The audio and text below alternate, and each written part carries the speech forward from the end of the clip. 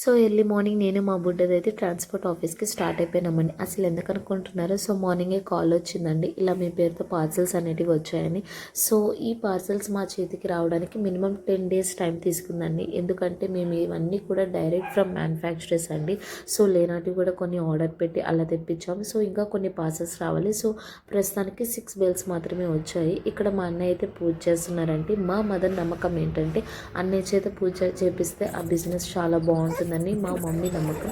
So నాకు ఇక్కడ ఎక్కడో కొంచెం ఫియర్ కూడా ఉంది. ఎందుకంటే ఈ కలెక్షన్స్ అన్నీ కూడా నేను మా అన్నయ్య దగ్గరుండి చేశాము. అసలు మా మమ్మీకి అసలు ఎటువంటి ఐడియా కూడా లేదు కలెక్షన్స్ ఎలా ఉన్నాయని. సో లాస్ట్లో వీడియో ఎండ్లో మా మదర్ రియాక్షన్ అయితే పెడతాము. ఇక్కడ నేను మా అన్నయ్య అయితే స్టార్ట్ చేసామండి పార్సల్స్ ఓపెనింగ్.